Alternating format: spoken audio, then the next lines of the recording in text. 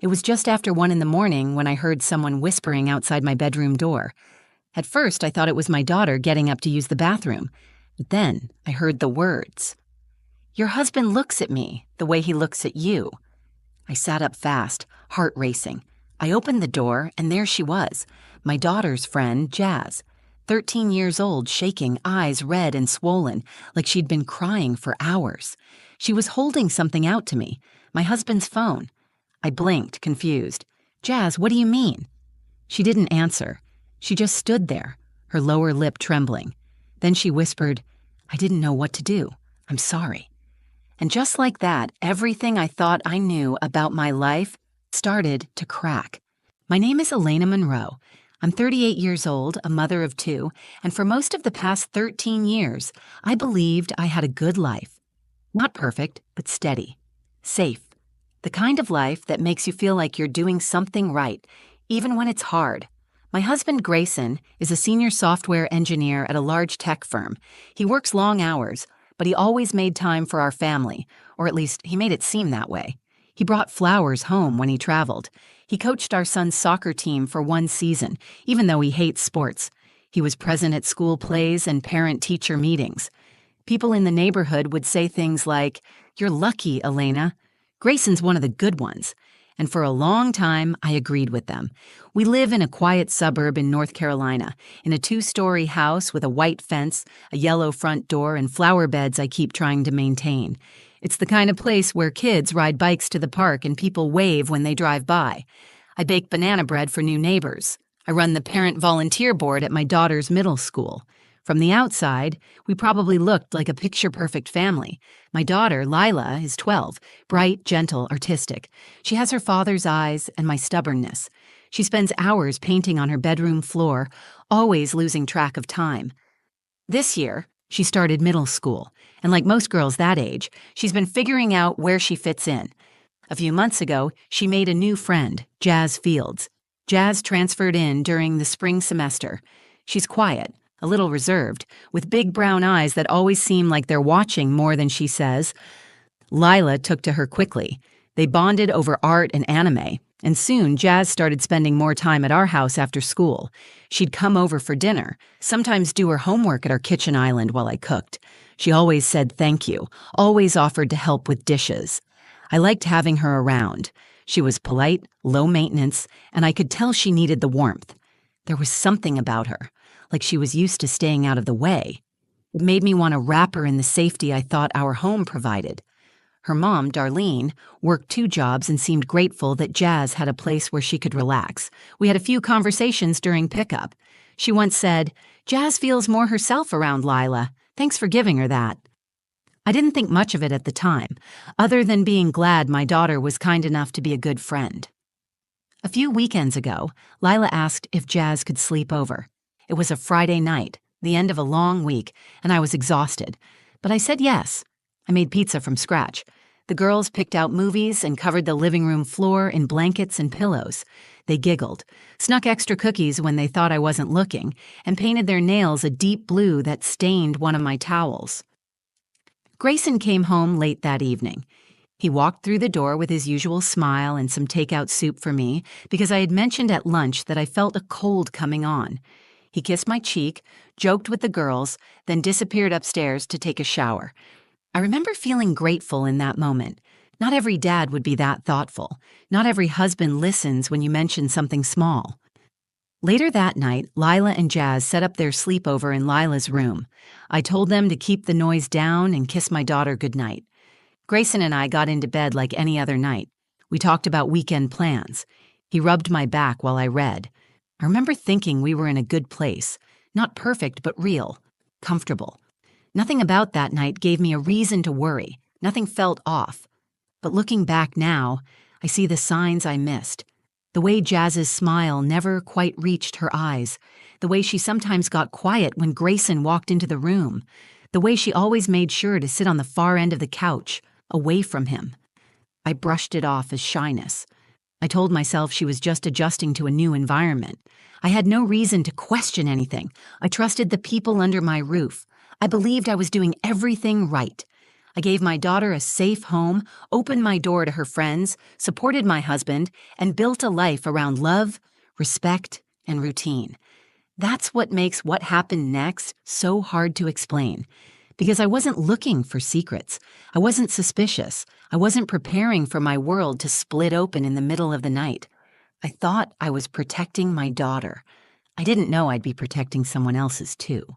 I was half asleep when I heard the whisper. At first, I thought I was dreaming. Then I heard it again, soft and trembling, coming from the hallway just outside our bedroom. "Your husband looks at me the way he looks at you." I sat up instantly, every nerve in my body suddenly awake. I turned toward the door, confused and alert. I opened it slowly, and there she was, Jazz, standing barefoot in her pajama pants, an oversized sweatshirt, clutching a phone to her chest. She looked like she had been crying. Her face was blotchy, her eyes swollen. She didn't say anything else.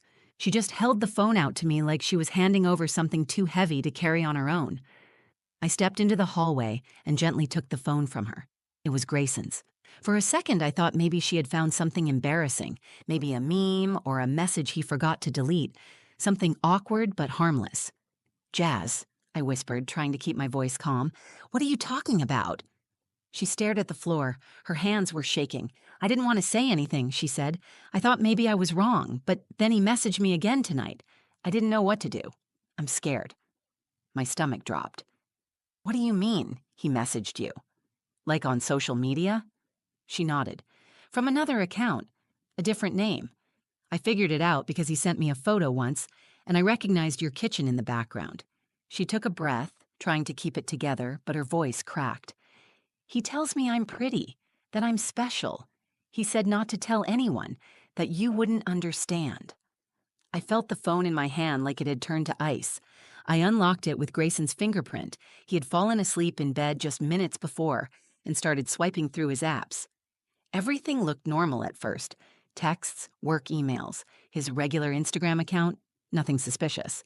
Then I found the app. It was buried in a folder labeled Productivity, next to a calculator and a budgeting tool. It was a private messaging app. I didn't even know he had it. I opened it and found the hidden account. There were dozens of messages, some deleted, some still sitting there waiting to be read again.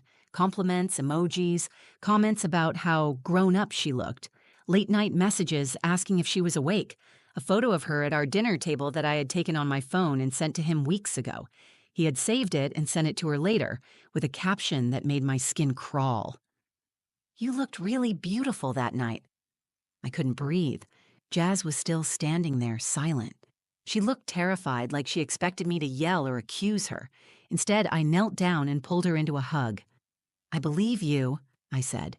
"You did the right thing telling me." She started sobbing. Her entire body shook as she cried into my shoulder. I held her tighter and promised her she was safe.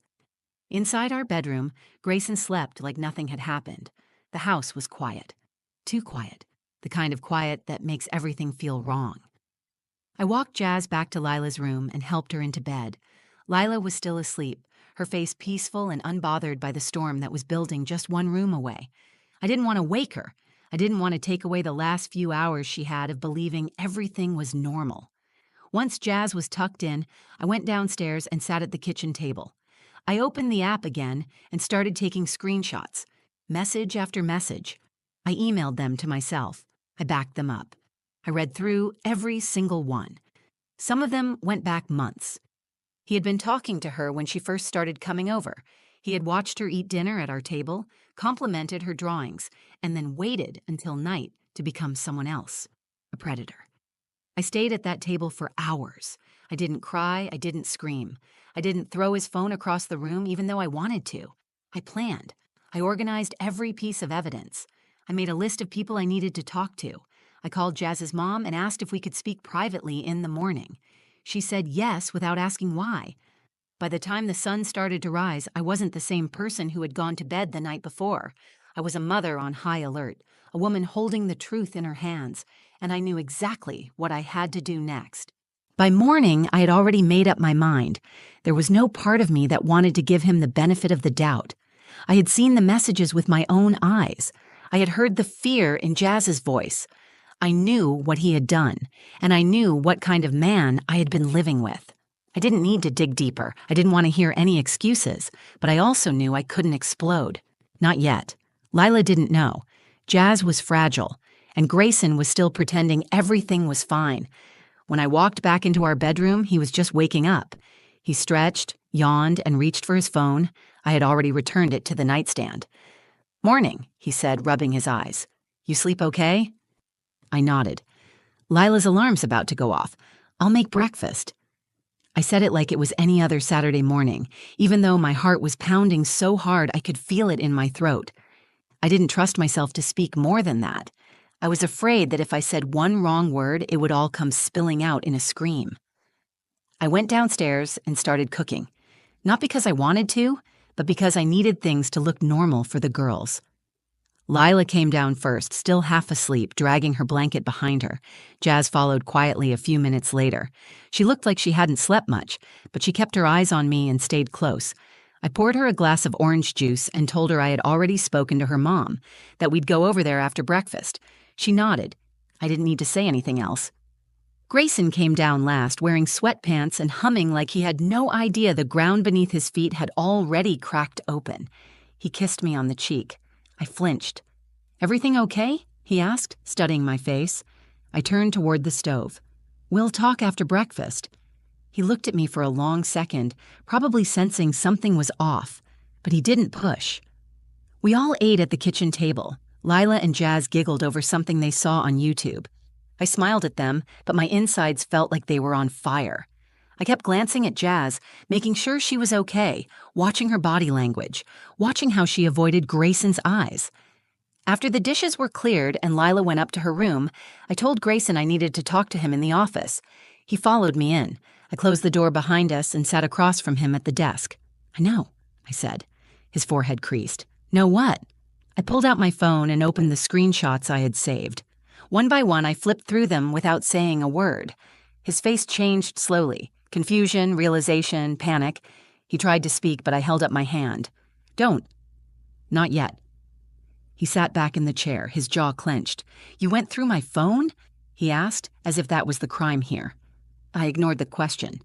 "You messaged a 13-year-old girl. You called her pretty. You told her to keep secrets. You sent her things you had no business sending. Don't insult me by pretending this is some misunderstanding." His hands were shaking now. He tried again. "She misunderstood. That girl is different. You know she's sensitive. Maybe she's looking for attention." I slammed the desk with my palm. "Don't you dare blame her." His mouth opened, but I could see he didn't know where to go next. He wasn't used to me being this direct. He wasn't used to being cornered. I leaned forward. "You need to leave now before I call the police." That's when the panic turned real. He stood up, his voice getting louder. "Elena, think about what you're doing. This could destroy everything." I stood too. "You already destroyed everything. I'm just cleaning it up." He left the house that day with nothing but a gym bag and a phone I made sure had no trace of anything left on it. I called the police an hour later and filed a report. I gave them everything. Screenshots, voice recordings, time-stamped messages. I called Jazz's mother, Darlene, and told her the truth. She cried on the phone. I cried too. Then I got in the car and drove Jazz home. When I came back, Lila asked where Daddy had gone. I told her he had done something very wrong and that I was going to keep her safe. She didn't understand it all, but she nodded. That night, I slept next to her on the floor of her room, curled in a sleeping bag, holding her hand. I knew what came next would be hard. Police, lawyers, questions, judgments. But I had already made the decision. I was going to protect my daughter. I was going to protect Jazz. I was going to make sure the man I once called my husband could never hurt anyone else again. The police came that same afternoon. 2 officers knocked on the door while Lila was at a neighbor's house. I had asked our next-door friend, Renee, to take her for a few hours. I didn't explain much, only said we were dealing with something serious and I needed help. Renee didn't ask questions. She just nodded and opened her door. When I led the officers inside, my hands were steady. I had already printed copies of every message, every photo, every timestamp. I gave them a folder, organized and labeled. I handed over the phone Jazz had used to show me everything, along with a flash drive where I saved the recordings. They sat at our dining table, flipping through pages, asking quiet questions. I answered everything calmly.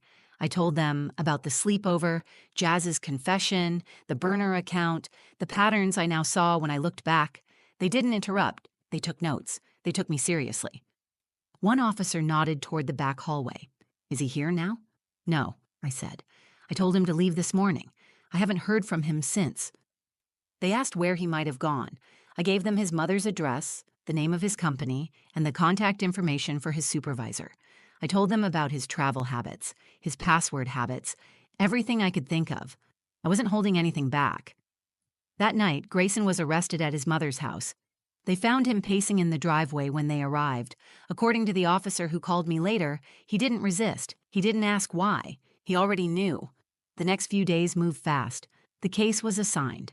Jazz and her mother spoke with child advocacy counselors. There were interviews, depositions, and forensic scans of the devices he had access to. What they found was worse than I had imagined.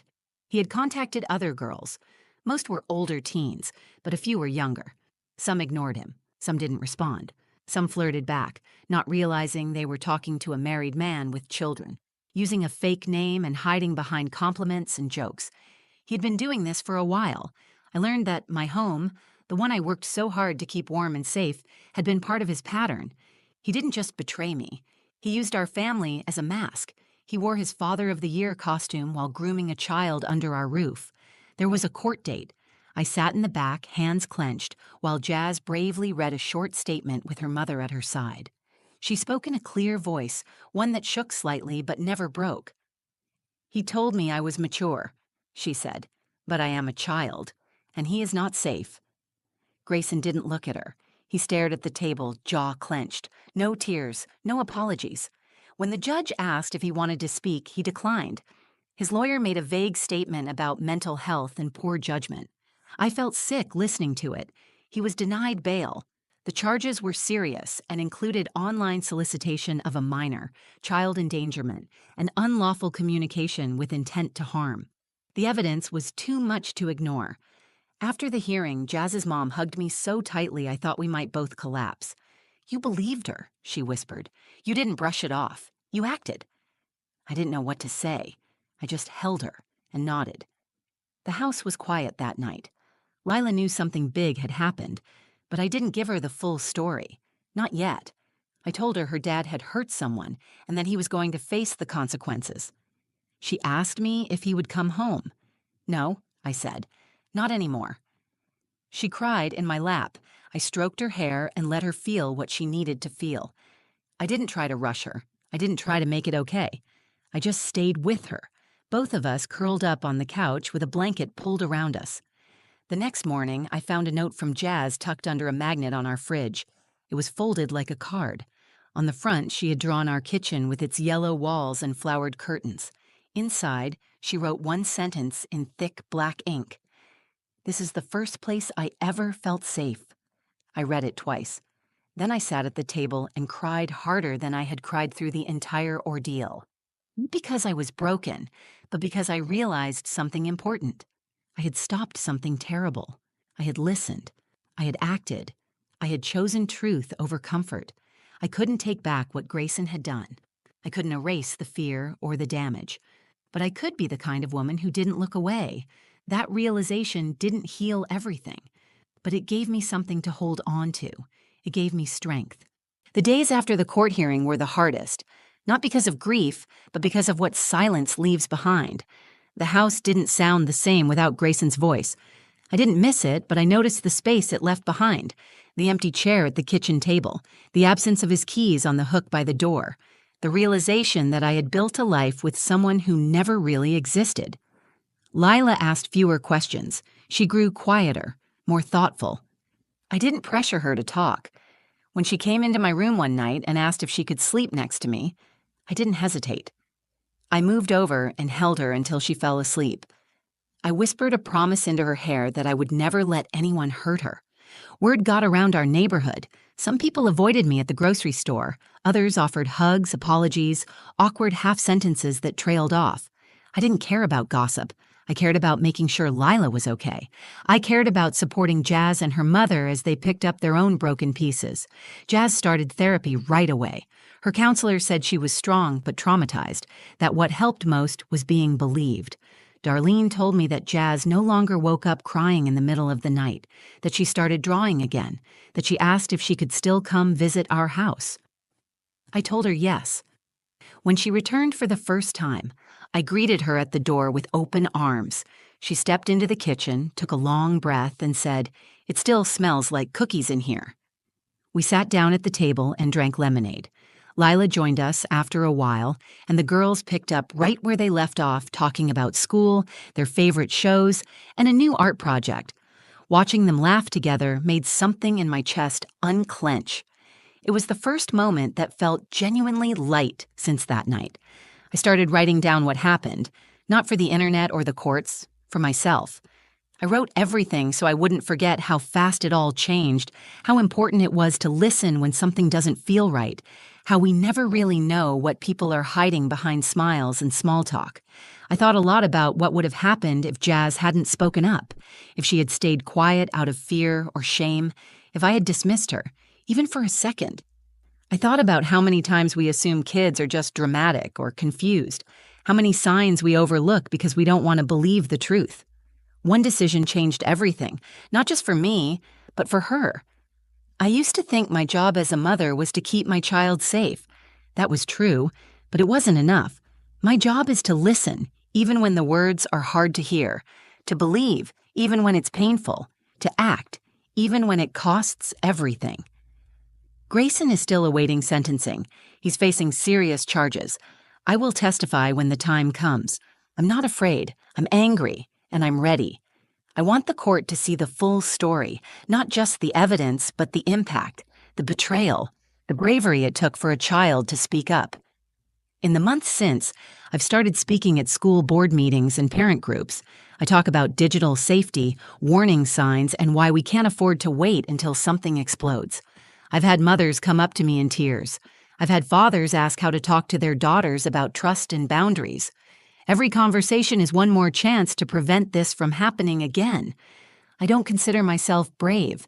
I didn't feel brave when I was holding that phone or when I sat in a police station detailing my husband's crimes. I felt heartbroken. But what I learned is that courage doesn't always look like shouting or fighting. Sometimes it looks like staying calm when your world is falling apart. Sometimes it looks like protecting someone else's child the way you'd protect your own. Jazz's drawing still hangs on our fridge. The one with the yellow walls and the smiling woman at the kitchen door. She said it was me. She said I made her feel safe. That's what I carry with me now. Not the fear, not the betrayal, not the pain. I carry the truth that I chose to believe a girl when she needed someone to trust. I carry the knowledge that I did not look away, and I never will. If you're still watching, thank you. This wasn't an easy story to tell, and it's not an easy one to hear, but it's real. And if sharing it helps even one person, one mother, one child, one friend, then it was worth it. If something about this story spoke to you or reminded you of someone who needs to hear it, please share it. Talk about it. Don't be afraid to have the uncomfortable conversations. You never know who might need them. And if you've ever been in a situation where you were scared to speak up, please know this. Your voice matters. Your story matters. You deserve to be safe, and you deserve to be believed. If you found value in this video, give it a like. Leave a comment and share your thoughts or your own experience. I read every single one. And if you want more true stories like this, real, raw, and honest, please subscribe to the channel. There's more to come. Thank you for being here. Thank you for listening. Stay safe, stay strong, and never look away.